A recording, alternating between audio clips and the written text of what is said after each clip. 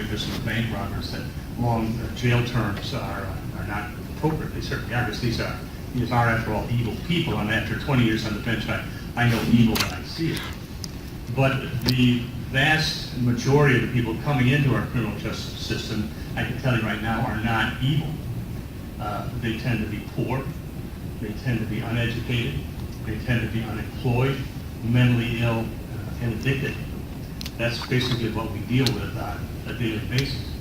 And with a determinate sentencing system in place around the country, where the judges are not allowed to even take into account these types of factors as far as addictions and mental illness and so on, I guess it's really not that surprising that we have such a high recidivism rate. Recently, there was a study, a 5-year study from the Michigan Honor DWI Sobriety Course, and they came out finding that the people in these programs have a recidivism rate after 5 years in new drunk driving cases only 3.5%, as compared to people who are on standard probation, which is almost 3 times that high. So we've had a lot of success, but I think we also have to understand that we have a lot of challenges ahead of us, and hopefully you will stand with the courts, particularly as we deal with problems like methamphetamine here in this county. We are a rural county. Methamphetamine is built around anhydrous ammonias, which is in those big white tanks out in the farmers' fields. So we have a real problem with that. And of course, we also are not immune from the opiate and heroin addiction that is now plaguing the class here in the country. People who are up on prescription medications for legitimate purposes wind up getting addicted, or their teenage daughters and pills from the medicine cabinets, use them, get addicted, and shift to heroin because it's cheaper. Ahead of us. The problem-solving courts, the drug courts and DWI courts, are different from the determinate sentencing system because we do take into account these factors. People have to undergo assessments when they come into the programs. They go into treatment based upon what comes out of the assessments, and our recidivism rates are significantly lower. There some awfully nice things were said about me in this resolution, and I appreciate it, but I think it has to be said that while there are heroes in these drug courts and DWI courts and veterans courts, heroes don't wear black robes. The heroes are these drug addicts and these alcoholics and their families that do the really tough stuff, that change their lives for the better and make our community better, sort of one family at a time. They're the real heroes. These programs are demanding. They have to go to treatment, they have to do testing, they have to come back to court every 2 weeks to see the judges, but they're also very demanding upon the programs and the judges. It'd be easier for us if we just put people in jail and went on to the next case, but a lot of us, myself included, felt we couldn't do that. I stayed on the bench 20 years primarily because I was so inspired by these people who changed their lives in a meaningful way. They're a lot braver than I am. As a drug court judge, you have to hold these people accountable. You have to make sure that they do their probation, they do the things they're supposed to do. But the most important job for us in these programs is to make sure that these people understand that they value. They are people of value, just like all the rest of us. A lot of these people haven't heard much of that, if anything, in their lives. So it's very important for the judges to get to know these people, to let them know that we respect them, we appreciate their efforts, and they wind up doing better in the end. It's demanding, it's hard on the judges. I'm 65 years old, and I'm tired. I decided not to run for another term, even though I could have, because I wasn't sure I had the energy to do another 6 years. And I felt it was time for a younger person to take over. And I've spoken to both of the candidates who are running for my job, and I told them both the same thing, a little thing that I've told myself over the years in these programs, particularly when you're dealing with people who aren't doing well or they're struggling. And that is a little phrase which I've always followed, that is that there's no finer exercise for the human heart than to lift someone else up. Thank you. Goodbye.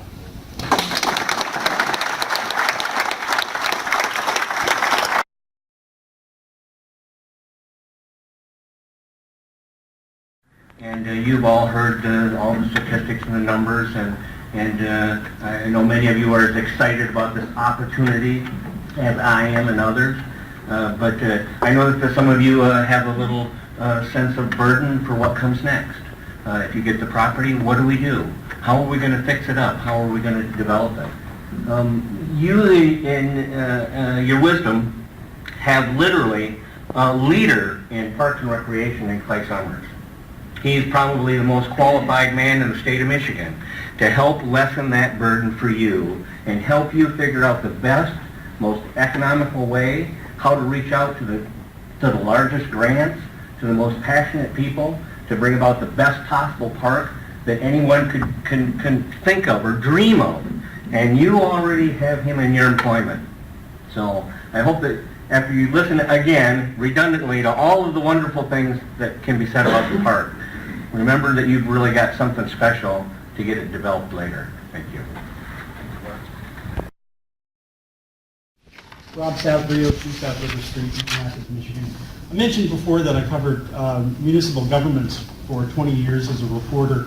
And there's something that I've seen over that 20 years that has to do with government, and local government especially. And that is that local government is probably the purest and most direct form of democracy that we have, in my opinion, in the world. There's no other place other than local government where the community can actually go to a meeting, come up to a podium and talk to you for a limited amount of time. There's no other place in the world where the residents have a voice and can get direct input on whatever you're working on. In some cases, we can look right over your shoulder. I think that's wonderful. I think that it's important that we keep in mind how important local governments are when you talk about funding, and especially when we talk about funding things like parks. There's been some talk about saving money here, and I agree that all governments should work very hard to save as much money as they can. But I'm also an amateur woodworker, and there's a phrase in woodworking that says, I cut and I'm still too short. In all my years of covering government, I have never seen a government cut its way to a better community. What I have seen is that governments have a tendency to cut out the things that are enriching to people, that make it worth living for, that make that place worthwhile. I think it's important that we keep our eye on the ball when it comes to taxes, and when it comes to this park especially. You make very good, valid points that we have to know how much it's going to cost. We have to have plans. But if we have decided already that we're not going to raise taxes because our taxes are too high, which, by the way, they're not. They're extremely low for not only Michigan, but also the rest of the nation. I think we're going to end up with a boondoggle. I think we're going to end up with something that we don't want to have happen. So it's important that not only do you pay attention to what you're spending money on, but you fund it appropriately. And you don't worry about whether or not you're going to lose an election because you raise somebody's taxes. My taxes are so low, it's ridiculous. And, I hear some snickers, but I got to tell you, $1 mil is not a big deal for me. And if you need a mil for this, and I'm underemployed. So no one can talk to me and say, well, I don't have the money. I really don't have the money. But yes, that additional expense is worthwhile because I know it improves the community. I know it raises property values. I know it employs people, which is something that is very important.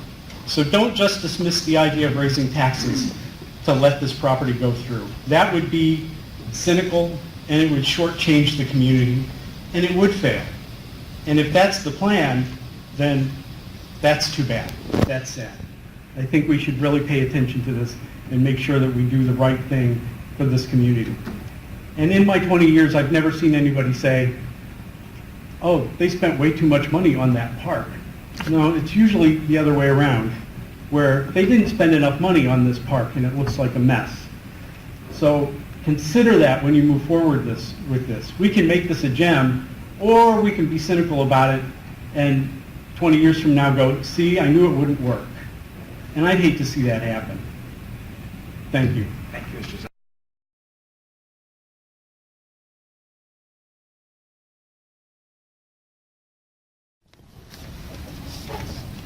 Good evening. My name is Bob McConnell. Most of you know I'm the current chair of the Eaton County Parks Commission. I did not speak before. Our colleagues and friends in the audience said all that needed to be said, and I appreciated their comments. I simply came here to thank you for your wisdom and your vision and your investment in the future. You have made a good decision, and we will do our part to make it work. I do want to stress that there were some comments about phasing in, and from the onset, we have viewed this project as incremental, recognizing that resources and time and energy demand it, so that we will do our part to make things available as time and resources permit. And I should also indicate, as stakeholders and friends help us. And with that comment, I want to especially point out the Friends of Eaton County Parks who have made some financial investment in making sure this happens, and I think most of you know that. Finally, I wanted to say there were some comments about planning. I'm a bureaucrat before I retired, and I believe in planning. And I know that planning necessarily involves a thoughtful process and input from the community. And I want to assure you that our investment will be to make sure that stakeholders and friends and users have an opportunity to have a say in this process. And we'll develop a plan that will make it something that all of us can be proud of. So thank you again for your opportunity to speak in favor of this tonight and for taking that action.